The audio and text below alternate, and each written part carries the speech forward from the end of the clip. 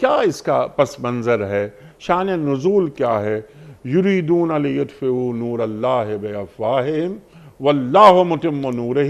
ولو کرہ الکافرون۔ ارشاد۔ سورہ صف کی جو آیات بینات آپ نے تلاوت فرمائی ہیں، ماشاءاللہ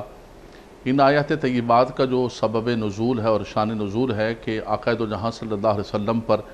چند روز کے لیے وحی کا انقطاع ہو گیا، وحی رک گئی تو کفار نے شور مچانا شروع کر دیا کہ محمد صلی اللہ علیہ وسلم سے ان کا رب ناراض ہو گیا ہے اور وحی آنی بند ہو گئی ہے اور چند دن کی بات ہے۔ تو اللہ تبارک و تعالیٰ نے حضور علیہ السلام پر ان آیات طیبات کا نزول فرمایا کہ وہ تو چاہتے ہیں کہ جو اللہ تبارک و تعالیٰ کا نور ہے وہ جو چراغ ہے وہ بجھ جائے، لیکن رب تبارک و تعالیٰ اپنے اس نور کو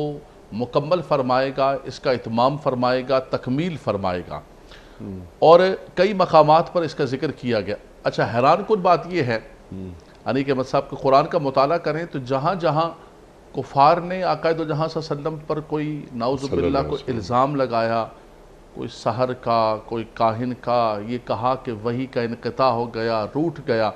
اس کے بعد جو رب تبارک و تعالیٰ نے اپنے محبوب کو بجدہ جاں فضا اور بشارتیں سنائیں تو پہلے سے بڑھ کر درجات بلند و بالا۔ سبحان اللہ۔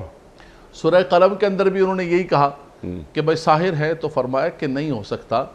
آپ کو تو رب تبارک و تعالیٰ نے درجہ وہ عطا فرمایا ہے کہ وَإِنَّكَ لَعَلَىٰ خُلُقٍ عَظِيمٍ، اللہ اور آپ کو اللہ تبارک و تعالیٰ نے وہ اجر عطا فرمایا ہے کہ جو ختم ہونے والا نہیں۔ سبحان اللہ۔ سورہ والضحیٰ کے اندر بھی یہی کہا، تو رب تبارک و تعالیٰ نے کئی چیزوں کی قسمیں یاد فرمائے، والضحیٰ